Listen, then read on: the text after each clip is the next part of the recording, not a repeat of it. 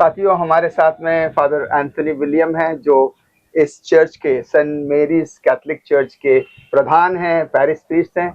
हमारे तमाम जो दर्शक हैं उनकी ओर से मैं आपका बहुत बहुत अभिनंदन और स्वागत करता हूं। और सबसे पहले मैं जानना चाहूंगा कि ये जो चर्च है, इतना खूबसूरत सा चर्च है, इसका एक लंबा इतिहास है। हाँ जी, हाँ जी। 300 से ज्यादा वर्ष पुराना ये चर्च है। और इस चर्च के इतिहास में हम देखेंगे कि मुगल्स आए, बहुत पहले मुगल्स आए, और जिन्होंने इस दिल्ली को बसाया, और क्रिश्चियन मिशनरीज भी आए यहाँ पर। पोर्चुगल्स के मिशनरीज आए, जो एक व्यापारी के तौर पर आए, वो व्यापारी थे। उन्होंने यहाँ क्रिश्चियनिटी को फैलाया। तो ये चर्च की के बारे में, इसके इतिहास के बारे में आप क्या कहना चाहेंगे? ये बहुत पुराना चर्च है। जी जी। जो कोई भी इस चर्च में आता है, प्रवेश करता है, इस कैंपस में प्रवेश करता है, तो उसको एक सुकून महसूस होता है, आनंद मिलता है। उसको बोलता है कि कितना बाहर कितना शोर शराबा है, हल्ला गुल्ला है, लेकिन जैसे इस कैंपस में हम प्रवेश करते हैं तो एक सुकून मिलता है, आनंद मिलता है। इसका बहुत ऐतिहासिक बैकग्राउंड है। इसका 1723 से इसकी स्थापना हुई। फादर कीगन जो इसके स्थापना करता थे, इन चर्च को बनाने के लिए बहुत बड़ा योगदान उनका रहा है। जी हाँ। क्योंकि ये चर्च जो है, ये चर्च इसके आस पड़ोस में चांदनी चौक है, इधर रेलवे स्टेशन है, और मंदिर भी है। हाँ जी, तो एक ऐसा चर्च है जहाँ सब धर्मों के लोग हम पाते हैं। तो किस तरह के आज के समय में आपके सामने चुनौतियां हैं, विभिन्न धर्मों के लोग हैं, और किस तरह से हम इनके साथ में हम इंटरेक्शंस करते हैं, इनसे रिश्ते बनाते हैं, इसके बारे में बताइए। जी। यहाँ पे बहुत अच्छा लगता है कि सभी लोग यहाँ पे अपना अपना योगदान देते हैं। जो भी हिंदू आते हैं, मुसलमान आते हैं, तो हमें चर्च देखना है। तो कभी उन्होंने बोलते हिचकिचाहट नहीं होती है, तो हमेशा अपना योगदान देते हैं, अपना सपोर्ट देते हैं। तो कभी भी उन्होंने कोई ऑब्जेक्शन नहीं किया किसी भी चीज को लेकर। हमेशा बोला कितना अच्छा सुंदर चर्च है, तो हम जो भी हमसे मदद होगी, हमसे भी जो भी कोऑपरेशन हमसे मिल पाएगा, हम आपको करेंगे। हाँ, करेंगे। इतिहास को हम देखेंगे तो हमने देखा कि 1857 में हमारे जो कुछ क्रिश्चियंस थे उन पर अटैक हुए। मैंने तो ये भी सुना है कि बहुत सारों को मारा भी गया। उसके बाद बहुत दूसरे भी 1947 में सिख दंगा हुआ। यही आसपास एरिया में तमाम तरह की आतंकित गतिविधियां हुई, और उसके बाद 1984 में भी यहाँ पर बहुत तकलीफें हुई। तो इस तरह के जो माहौल, ऐसा स्थितियां हैं, तो चर्च इस बारे में क्या महसूस करता है? कैसी फीलिंग्स है आप लोगों की? ऐसे पैरिश प्रीस्ट कैसे आप इसको चुनौती स्वरूप स्वीकार करते हैं? वैसे चर्च दंगे प्रसादों को क्या बोलते हैं, उसका बहुत बड़ा वो नहीं सपोर्ट नहीं करता है, और उसके खिलाफ है।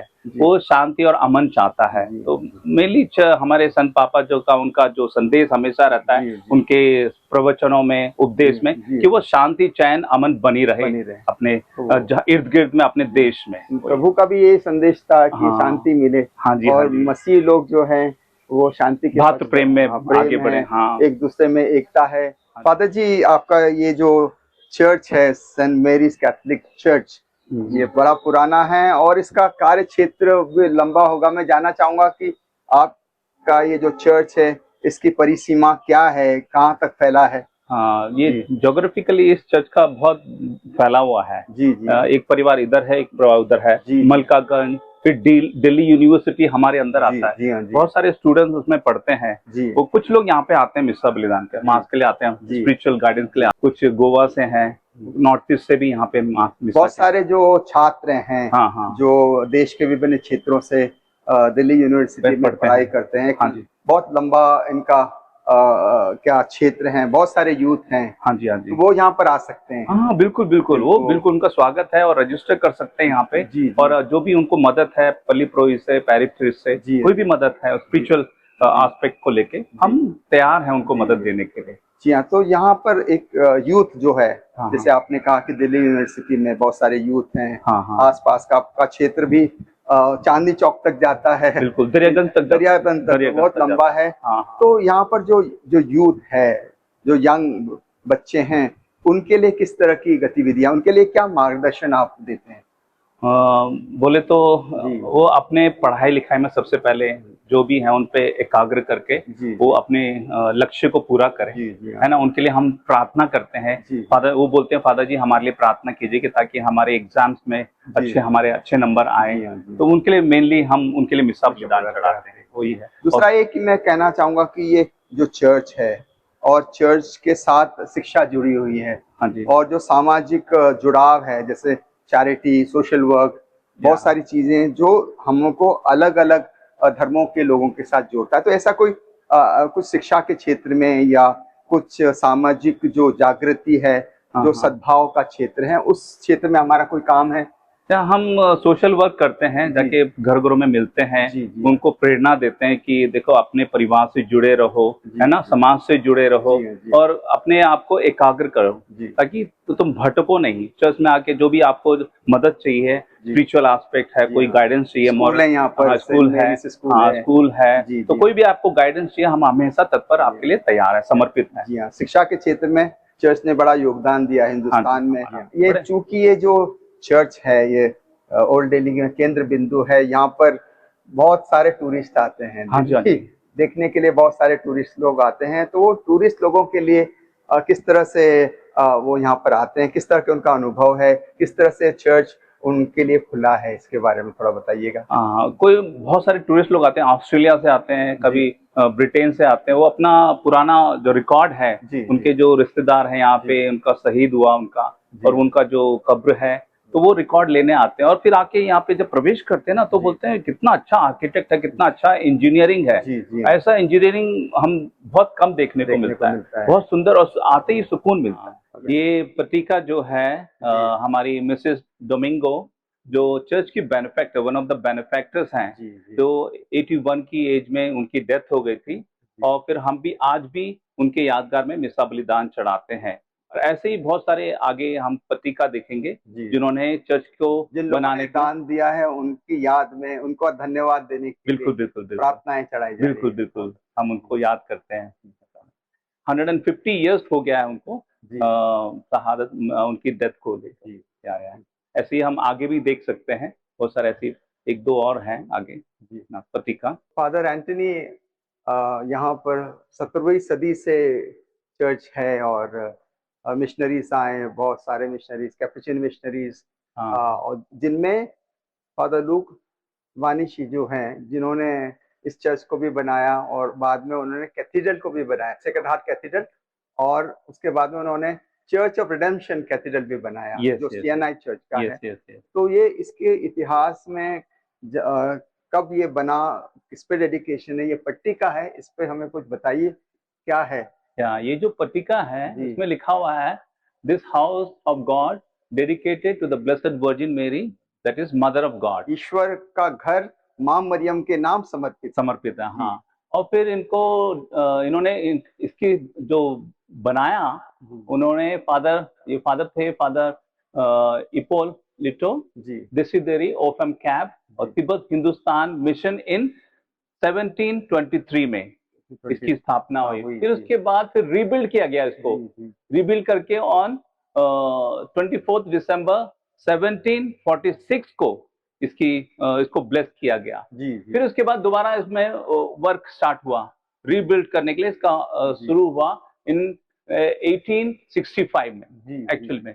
फादर जी, ये चर्च का लंबा इतिहास है और इस चर्च को अलग अलग अंतराल में रीबिल्ड किया गया। हाँ जी। इस पर आक्रमण भी हुए, बिल्कुल बहुत आक्रमण हुए, हमारी कम्युनिटी में भी बहुत सारा एक शहादत हुई। हाँ जी। तो ये लूका के समय से इसके पूरे इतिहास के बारे में बताइए।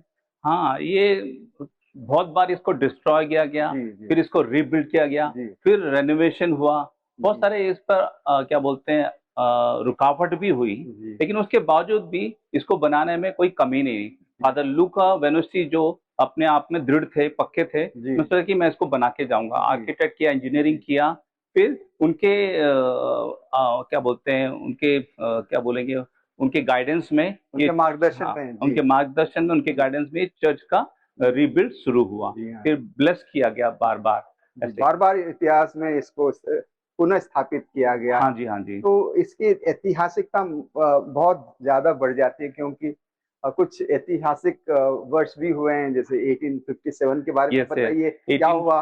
1857 में जो 1857 से पहले 1746 में नादिर शाह जो आए थे और दिल्ली को बहुत सारा चीज मतलब नुकसान हुआ, नुकसान हो के लेके गए, हाँ लूट के ले गए, नुकसान भी हुआ। फिर उसके बाद दोबारा इसको रिबिल्ड करने के लिए 1864 में फादर लुक वेनुसी ने इसको स्टार्ट किया, रिबिल्ड का वर्कआउट किया इसको बनाने के लिए। फिर 1865 में इसका कंस्ट्रक्शन का वर्क पूरा हुआ, फिर इसको ब्लेसिंग दी गई। 1865 में ब्लेसिंग दी गई। हाँ दी गई। तो इस चर्च से फादर लुक वेनुसी ने कैथीड्रल को बनाया हो। कैथीड्रल से मैंने सुना कि वो पैदल चल के या साइकिल पे चलकर यहाँ आते थे। हाँ वो साइकिल में जाते थे। जी, साइकिल में जहाँ उनमें क्या एक जोश, एक जुनून था जो उनको जिंदा रखती थी, वो मसीहत को जिंदा रखती थी। बिल्कुल, इतने आक्रमण होने के बावजूद भी ये चर्च आज खड़ा है। हाँ बिल्कुल। उस प्रभु की आशीष को, उसकी कृपा को सब लोगों तक है। हाँ जी, हाँ जी। और सभी लोग इसको बहुत क्या बोलते हैं, सुकून से देखने के लिए आते हैं, एक आनंद लेते हैं चर्च में बैठकर, एक शांति का माहौल उनके दिल में आता है। तो ये जो चर्च का जो आर्किटेक्ट की आपने बात करी, तो थोड़ा आर्किटेक्ट के बारे में बताइए। और ये सुंदर सा चर्च है जिसमें हम मां मरियम को देख रहे हैं, वो मुकुट है उनके सिर पे। और इसके बारे में थोड़ा सा, ये बहुत खूबसूरत सा लग रहा है। इसके पीछे क्या सिंबल है, क्या चिन्ह है? ये सिंबल है, ये जो माता मरियम सेंटर में है जी जी, और उन पर एक मुकुट डाला जा रहा है कि वो प्रेरितों की रानी, सभी प्रेरितों की रानी, queen of the apostle, queen of the apostle. और इस चर्च की बहुत बड़ी क्या बोलते हैं प्रेरणा बनी है, तो इसलिए उसके नाम से ये चर्च रखा गया। मां मरियम के नाम ये चर्च समर्पित है। हाँ जी, हाँ जी। प्रेरितों की रानी के नाम समर्पित। हाँ जी, हाँ जी। और ये वेदी है, ये बहुत पुरानी वेदी है। और यहाँ पर हम देख रहे हैं एक और प्रभु यीशु क्रिस्त का। आप इसके बारे में बताइए, पवित्र आत्मा का प्रभु यीशु क्रिस्त पर अवतरण। हाँ, ये जो चित्र है बपतिस्मा ऑफ द लॉर्ड, नो, जब प्रभु यीशु का बपतिस्मा, जब जॉन द बैप्टिस्ट के पास वो गए और उन्हें कहा, जॉन द बैप्टिस्ट ने कहा कि मैं आपके जूते के फीते खोलने के लायक भी नहीं हूँ, तो मैं कैसे आपको बपतिस्मा दे दूं? तो बोला नहीं, ये ईश्वर की योजना है, ईश्वर का आत्मा उन पर उतरा। हाँ, ईश्वर का आत्मा उन पर उतरा और ये कहा कि ये मेरा ईश्वर, ये मेरा पुत्र है, जी जी, तुम इसकी सुनो जी। अब ये वेदी है, आप ये वेदी पर कब प्रार्थनाएं चलती हैं और इस वेदी की क्या विशेषताएं हैं? आप थोड़ा इस वेदी के बारे में बताइए, क्योंकि ये बहुत खूबसूरत सी वेदी है। ये पवित्र वेदी जब बहुत पुराना है, जी, बिल्ड इन फादर कीगन ने रिबिल्ड किया था। फादर लूक ने इनको दोबारा स्थापित किया। बहुत काफी लोग बोले थे इसको तोड़ना है, लेकिन बाद में बोला नहीं, इसको, ये पुरानी धरोहर है, इसको क्यों डिस्ट्रॉय करना, एक अमानत है, तो इसको रहने दो। तो ये ऑल्टर कितना सुंदर है और इस ऑल्टर में हम हर रोज मिस्सा बलिदान चढ़ाते हैं ताकि प्रभु यीशु की यादगार में, प्रभु यीशु क्रिस्त के प्रेम और उनकी सेवा, हाँ, और उनके क्रूस यादगार और उनके पुनरुत्थान को ये दर्शाता है। फादर जी, ये चर्च बहुत पुराना है, इसके अपने जनरेशंस, वंशजों ने इस चीज से ईश्वर की आशीष को पाई है और हमारे सामने एक भविष्य है आगे। हाँ जी, हाँ जी। तो आने वाले समय में किस तरह की आध्यात्मिक गतिविधियों के द्वारा हमारे जो लोगों के प्रेम, एकता और सद्भाव में हम कैसे दृढ़ हो सकते हैं, किस तरह के हमारे लोगों को हम भविष्य में तैयार कर सकते हैं? ना, चर्च हमेशा सोचता है कि ये डायलॉग बहुत जरूरी है अलग अलग वर्गों के लोग से, यूथ से लेकर बड़े बुजुर्ग तक, जो भी बुजुर्ग भी हैं, जो रिटायर हो गए, उनसे भी हम वार्तालाप करें और सोचे कि हम किस प्रकार इस अच्छी धरोहर को हम कैसे संभाल सकते हैं। तो हम वार्तालाप करते हैं, बहुत सारे प्रोग्राम्स रखते हैं, बच्चों कैटेकिज्म क्लासेस रखते हैं, फिर क्या बोलते हैं, यूथ के साथ डायलॉग होता है कि हम आपका ये, आप चर्च के पिलर्स हैं, you are the pillars of the church. तो ये आपका कर्तव्य है कि आप चर्च में आकर अपना इन्वॉल्वमेंट, अपना कंट्रीब्यूशन, योगदान दीजिए ताकि इस धरोहर को हम सही से संभाल सकें, धरोहर को सही रूप में निखार सकें। और आज का जो जमाना है, जेन जी है, बच्चे बहुत आगे बढ़ गए हैं। इंफॉर्मेशन आज हमारे सामने अपने उंगलियों पर है। बिल्कुल बिल्कुल, बहुत सारे चैलेंजेस हैं, बहुत सारे चैलेंजेस हैं। तो कोई यूथ चर्च में आना बोलता है कि क्या फायदा चर्च में आके, तो लेकिन कुछ ऐसे यूथ है जो दूसरों के लिए प्रेरणादायक है। तो यूथ इस धरोहर को आगे लेके जाएगा, इस प्रभु के प्रेम को, प्रभु की शांति को जो आज की आवश्यकता है, इसको आगे बढ़ाएगा। हमारे तमाम दर्शकों की ओर से आपका बहुत बहुत धन्यवाद करते हैं कि ये चर्च के माध्यम से जो आप सेवाएं दे रहे हैं, आशीष लोगों तक, दिलों तक, घरों तक, समाज और देश तक पहुंच रही है। आपका बहुत बहुत शुक्रिया and thank you so much. बहुत बहुत शुक्रिया आपका आने के लिए और इंटरव्यू करने के लिए। बहुत बहुत शुक्रिया फादर।